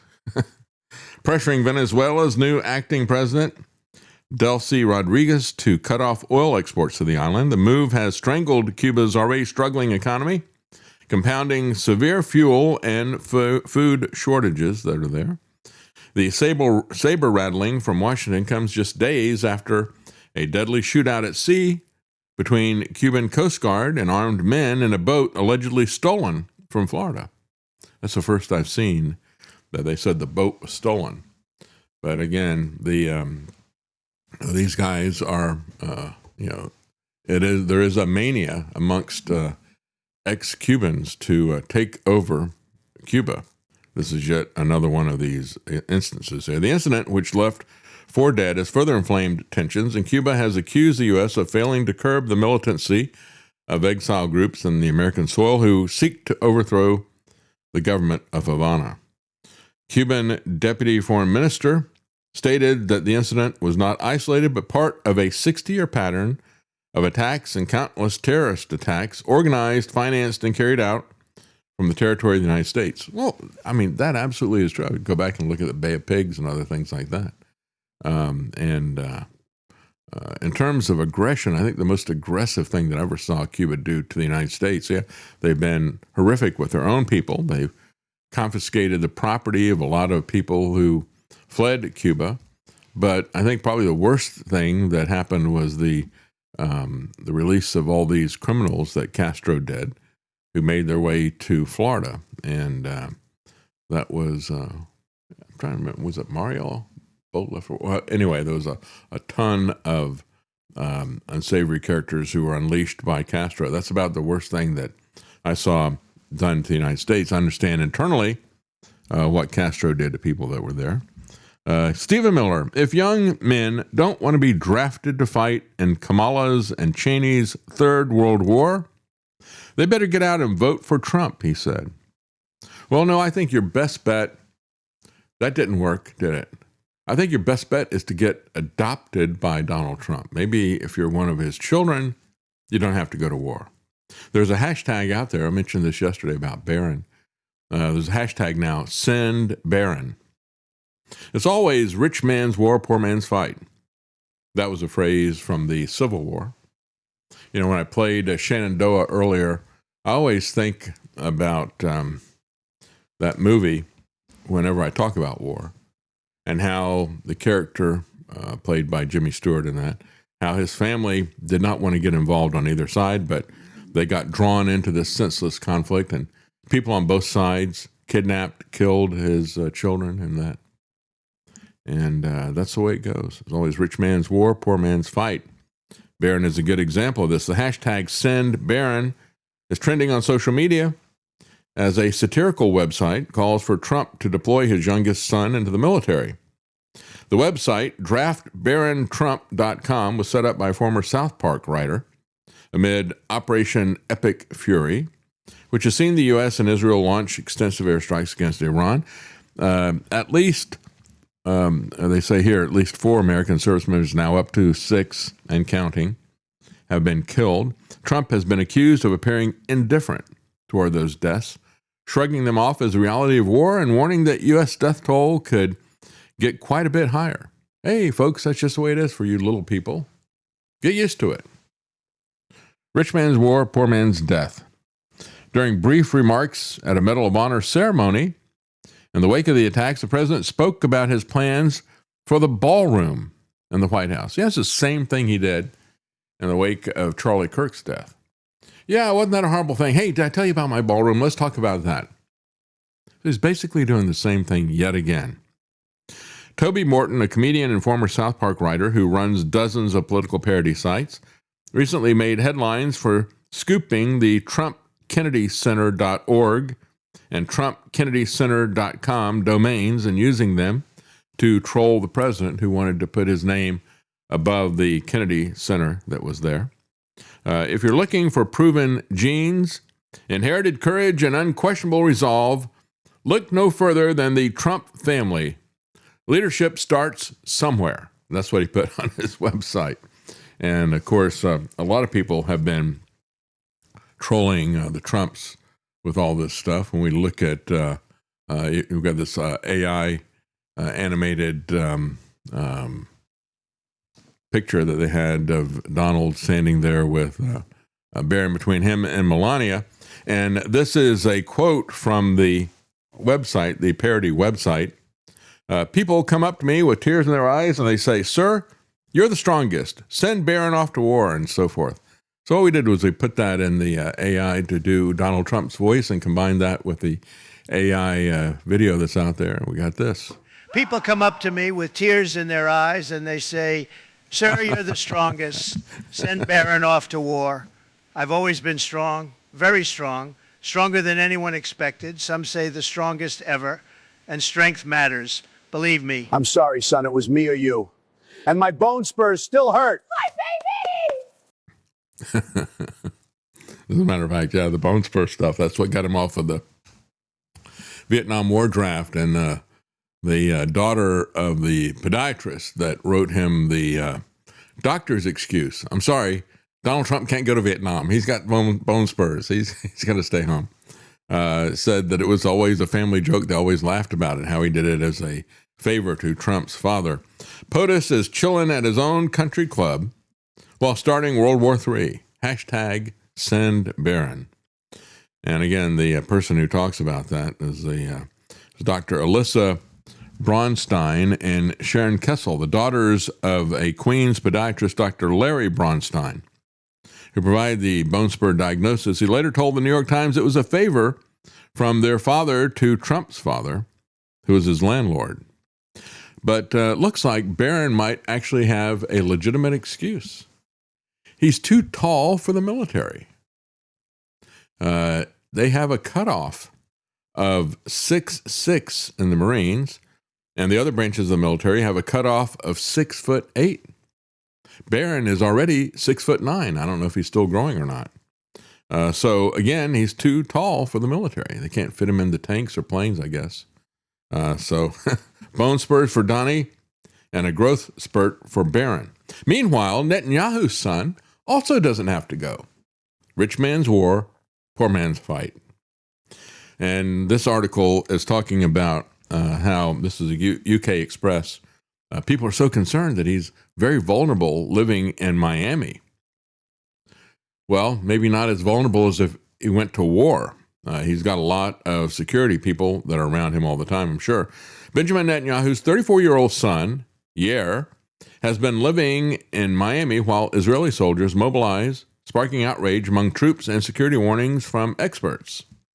And so again, Trump's son doesn't have to go. Netanyahu's son doesn't have to go. You'll have to go. And you'll have to hope that the attacks don't come to our shores as well. So he's supposedly engaged in nonprofit charity work. Maybe he works for the Clinton Foundation. What do you think? In Florida, while approximately 360,000 reserve soldiers have been mobilized to join the Israeli army in the war against Iran, temporarily abandoning their responsibilities. I don't know that it's an excuse if you're going to get drafted in Israel to say, I've got some charitable work that I need to do. He's certainly being protected by Mossad, who are watching him, near him. If they don't want to have him know that they're around, they won't be visible, but I'm sure that they are watching him. I think it's foolish for him to be here, said one person. He should be doing his duty in Israel. And that the prime minister's family is as much a part of what is required to defend their country as for anybody else. In March, Shin Bet confirmed that it handles security for Netanyahu's wife and sons, though it remains uncertain whether protection continues while Yair is in the U.S. Oh, you know it does. I think it's a huge mistake from the perspective of Israel, from the perspective of symbolism, that he is not serving and he is not doing his duty in the military. The situation has sparked fury among Israeli soldiers who say that he should be contributing to the war effort. You know, even the royal family tried to keep up appearances. You know, they would have Andrew, not Andrew, but what's the other guy's name that married the American? Charles? Andrew? No, Charles. I can't. No. I don't remember these people. I can't remember. The redheaded guy, that's the son, one of the two sons of Diana. Anyway, they had him join the military, and they love to take pictures of these guys in uniform to show everybody that, hey, the royal family is a part of this as well. But not the royal family in America. They don't even try to pretend. It's us who are leaving our work, said one person in Israel, to protect our families back home. Not the people who are responsible for this situation. Rich man's war, poor man's fight, poor man's death. Our brothers, our fathers, our sons are all going to the front line, but Yair is not here. It doesn't help to build trust in the leadership of our country. Well, again, Trump made his announcement. They did the attack was at night, but it's during the day in Iran. He recorded an 8-minute video, and then he went back to their fundraising party in Mar-a-Lago, a very expensive fundraiser that was happening there. And you've got an article here from Mediaite talking about how he made that transition very easily. Just amazing how difficult it is to be the commander-in-chief, and then all of a sudden you got to go to a party, right? Anyway, he says, I always liked gold, he said when he was making his speech there and his entrance at the massive ballroom. He says, so we're ahead of schedule as he pivoted after talking a little bit about the war that he just started and how he just set the Mideast on fire. Then he starts talking about his massive ballroom that he's building near the White House. He said, so we're ahead of schedule there by a lot. But please join me in thanking every American service member who bravely is standing in harm's way, he said. And we have a lot of great service members here with us in this big, beautiful building. Isn't it beautiful? We've added on to that building a little bit. We're improving the building. See those nice drapes? It's about 1.5 years from now, and you're going to see a very beautiful building. There's your entrance to it right there. Looks so nice. I think I'll save money on the doors because you can't get more beautiful than that. I picked those drapes in my first term. I always liked gold. It'll be spectacular. The most beautiful, I believe, because I have built many a ballroom. This is the idiot who is leading this country into chaos, war, and global depression. Just amazing. So they're picking out drapes and talking about it. No wonder Lindsey Graham likes him. Maybe they can talk about their clothing and their interior decorating. They could get onto Broadway shows that they've loved. I don't know. After talking about the ballroom, Trump finally got to the, quote, reason that we're gathered here this morning, to recognize the unsurpassed courage of 3 really incredible American heroes. 1 living and 2 no longer with us, he said. Yeah. Well, Trump parties at a flashy gala on Friday night while the troops are warned that they may die in Iran. Again, he hosted this on Friday night at Mar-a-Lago. It was a charity, a nonprofit called Place of Hope, which describes itself as a faith-based organization providing care for children and families in South Florida. I wonder if it's any connection to Paula White. She just had a statement where she's a faith healer that's out there. And she says, I'm not going to start healing any of you people till you get up to the contribution of, what was she trying to get? It's like tens of thousands of dollars. And it was for a charity that was there. But she was scolding people that she was not going to start praying for them until they started coughing up some cash. Truly was amazing. I'm looking for the article here, but I wasn't planning on talking about that just yet. And I don't have that article here. So we'll circle back to that at some point here. But let's talk a little bit about the morality of this. And let's begin with the people who profiteered not off of a fundraiser party in Mar-a-Lago, but who profiteered off the poly market, where people go to bet. You know, there's a lot of talk about this. As I pointed out last Wednesday, he had the Jerusalem Post had run a test with 4 of the most prominent large language models, AI, asking them, when's the war going to start? And I said at the time, they could have just asked Netanyahu. He's the one who's going to decide when the war starts. And how about that? Rubio has confirmed that it was Netanyahu who made the decision. Nevertheless, some people made a lot of money off of this. Anonymous Polymarket account won $1.2 million on Trump's Iran strikes in a very suspicious bet. People are commenting on this and said it's insane that this is legal. We got people around Trump who are profiting off of war and death. The same thing was done with a strike on Venezuela. Everybody could see that it was coming. I mean, it's not hard to guess that it's coming when he sends aircraft carrier groups parked off of the coast. But it's been less than 8 weeks since an anonymous account on Polymarket netted over $400,000 after successfully predicting the Trump administration's invasion of Venezuela and the kidnapping of Maduro. The mysterious bettor doubled down on their wager mere hours before the U.S. aircraft launched the offensive, which led to at least 80 civilian and military casualties. And so they doubled down on the bet just a few hours before it happened. It was an extremely suspicious situation, making it look like it was somebody who had some inside information in the Trump regime. So now the Trump administration has attacked Iran. The situation is looking even worse. According to blockchain analytics company Bubble Maps SA, 6 Polymarket accounts made around $1.2 million in profit after successfully betting on the U.S. striking Iran by the end of February, suggesting that an ethically appalling scheme is spreading behind closed doors.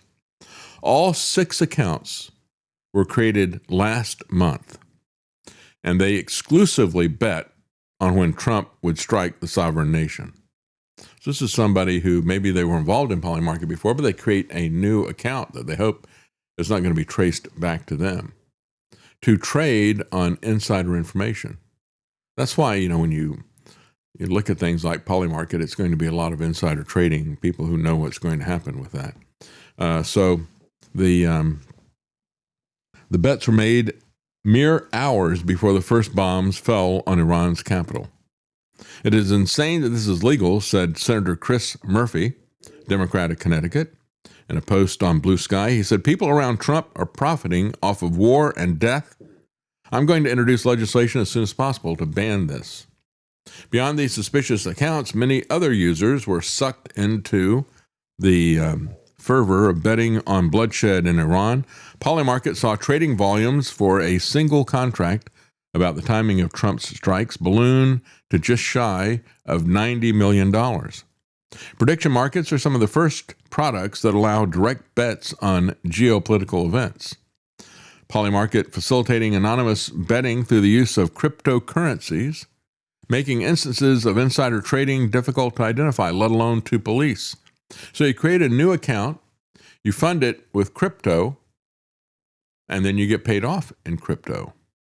And they can't tell that you are somebody who's inside the Trump administration or somebody who's inside the Pentagon who is profiteering off of this. But really, how different is this than what the Republicans and Democrats do on a regular basis? You know, look at Lindsey Graham. Look at a lot of these other war sellers, these war mongers. Is this bet on Polymarket really any different than that? Combined with the fact that Polymarket generally only requires a wallet in order to trade, some kind of a crypto wallet, which allows for a high level of anonymity, this can create incentives for participants to act early and to do insider trading. Meanwhile, Polymarket's biggest competitor, Kalshi, which is regulated by the U.S. Commodity Futures Trading Commission, requires users to verify their identities and has taken a notably different approach. Just last week, the company cracked down on a video editor named Artem Kaptur, who works for James Mr. Beast Donaldson, YouTube's most popular content creator. They accused him of insider trading, and they fined him over $20,000. So Polymarket's main trading platform is operating from outside of the U.S. and is technically not open to U.S.-based customers after the CFTC fined the company $1.4 million during former President Joe Biden's term in 2022 for operating an unregistered derivatives market. So again, of course, Polymarket bet could have been done by somebody in Israel, yet, the connection to similar things that happened in Venezuela might argue for something that is happening, people connected with the Pentagon or the Trump administration. Those are two different events, though. I mean, you could have still had somebody do insider trading on the Venezuela thing. It could be a different group of people. It could even be people in Israel who were trading on Polymarket. It could have been one of those lethality maxers that are around Pete Hegseth, Then all that trendy stuff. Well, the attack on Iran was moral, says the U.S. to the UN Security Council. Really? I would say that if it is preemptive, that if you haven't been attacked, you are starting the war. Full stop. That is not moral to start wars. And actually, we had, let's see, do I have that in here? I didn't put that in here. Actually had Melania Trump opening up the UN Security Council. How in the world does she have that kind of, what does she have to say about all this stuff? So again, as Trump went down his lists of Iranian history, as I pointed out yesterday, he talks about the Iranian Revolution, what happened in 1979, but he left out the American CIA revolution, the coup of 1953. He talked about the authoritarian, totalitarian government of the Ayatollahs, but he didn't talk about the totalitarian, authoritarian government of the Shahs. In 1983, he said Iran's proxies carried out the bombing of the U.S. Marine barracks in Beirut. And, Ronald Reagan had the good sense to leave. He said, these people are crazy. We're not going to get involved in what's happening in Lebanon. It's not any of our business. But Trump leaves out his assassination of Soleimani, their top military leader that was there. And he added that in 2000, Iran knew of and was probably involved in the bombing of the USS Cole.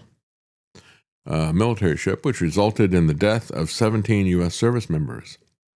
But there are other issues in terms of the U.S. military accidentally shot down an Iranian civilian airliner, and nothing happened. There weren't any terrorist attacks.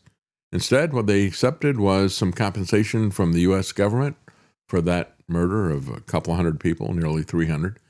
And it wasn't really much compensation per person that was there. But that was handled in a reasonable way. And then subsequently, in just a couple of years, similar thing happened off the coast of Long Island. I believe that the U.S. government, doing exercises as they had done in Iran, shot down Flight 800. But of course, the FBI confiscated and blocked that investigation. That's what the FBI stands for, I think, is Feds Blocking Investigation. They certainly did that with Flight 800, doing it with Epstein as well. So again, but weren't we negotiating with Iran? That's one person. Well, actually, no.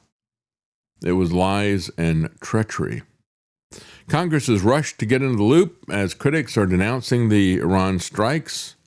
But of course, you're going to have Mike Johnson and others are going to make sure that really nothing happens with this. They do not want to have the Constitution enforced.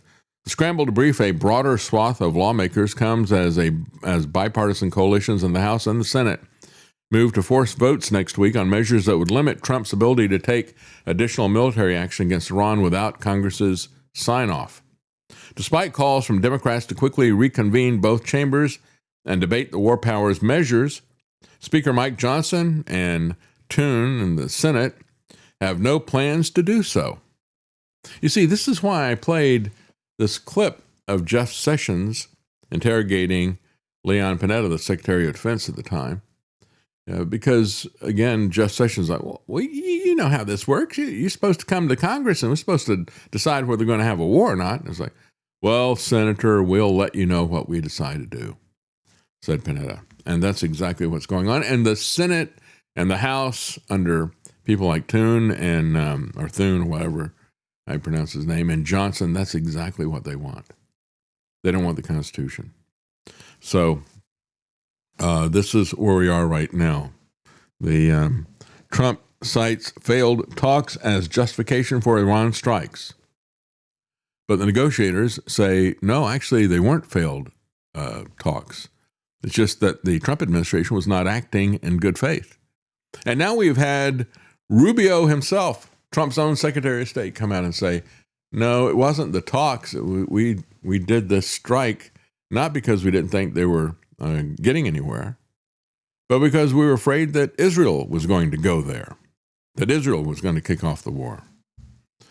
So we're going to take a quick break, folks, and we will be right back.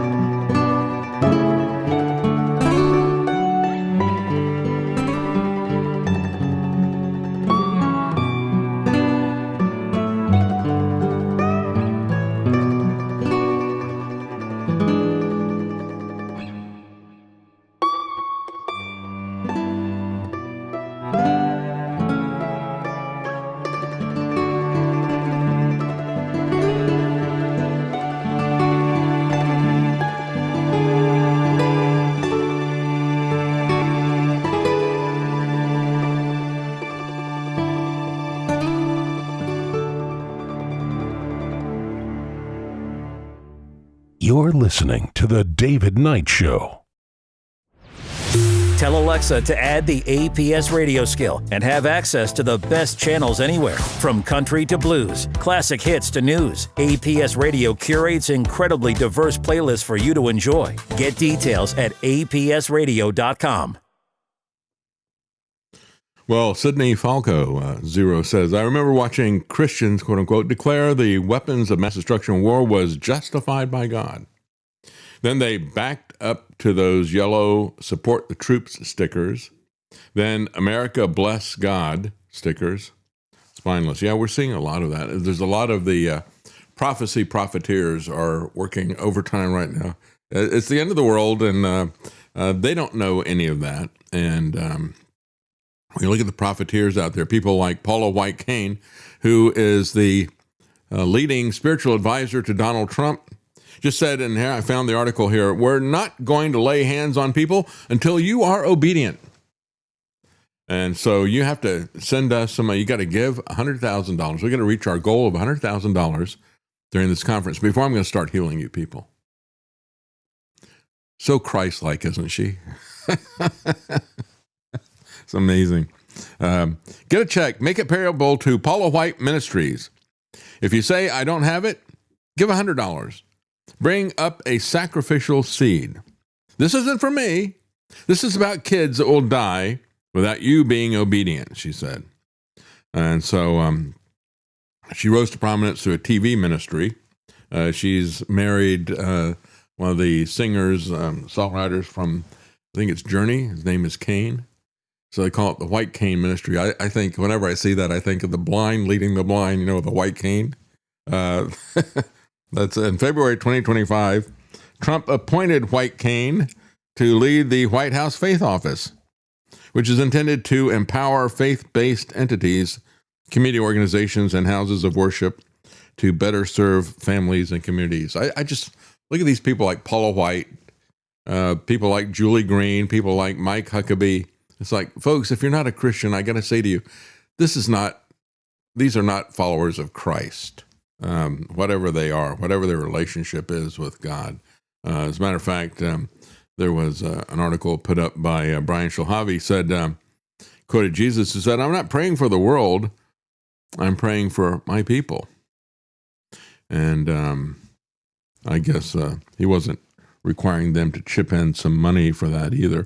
Let's take a quick look in just a little bit of time that we've got of what happened with Epstein. Isn't it interesting that Bill and Hillary testified and there has been so little talk about that thanks to Trump? He covered up for them.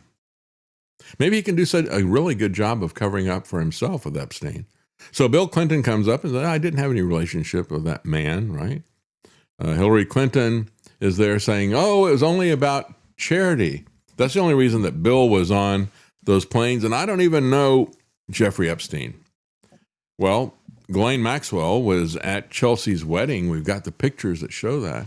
It's getting harder and harder because of AI to tell if these pictures are manufactured, but those were not. It's just when you look at these strikes that are happening, purportedly strikes over Iran or strikes over Israel, it's like, I don't know if that's real or not. I really can't tell anymore at this point. And so it's a new form of the fog of war, I guess. But when it comes to Bill and Hillary, he was saying that, all these flights that I took, and he took like nearly 24 of these things. Epstein went to the Clinton White House 17 times. I forget how many flights, but it was a couple dozen that Bill Clinton took on the Lolita Express.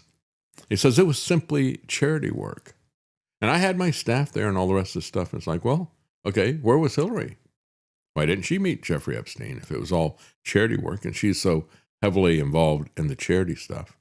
And then, of course, there are those uncomfortable pictures about Bill Clinton sitting on the Jeffrey Epstein plane with a very young girl on his lap, face blacked out. This is the kind of corruption, folks. It truly is evil. And it was kind of interesting. The New York Times came out and said, well, the QAnon people are saying, we told you it was a satanic pedophile elite with all these different things. And I said, well, they didn't quite get. The New York Times doesn't see the satanic connection. The QAnon people don't see the Trump connection. Maybe Trump is connected to the satanic cults. You ever think about that? Thanks for joining us.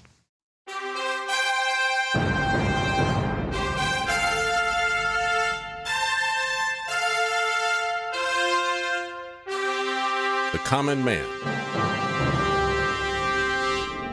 They created Common Core to dumb down our children.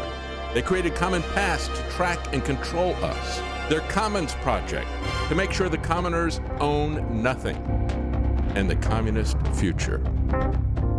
They see the common man as simple, unsophisticated, ordinary. But each of us has worth and dignity created in the image of God. That is what we have in common. That is what they want to take away. Their most powerful weapons are isolation, deception, intimidation. They desire to know everything about us while they hide everything from us. It's time to turn that around and expose what they want to hide. Please share the information and links you'll find at thedavidknightshow.com. Thank you for listening. Thank you for sharing.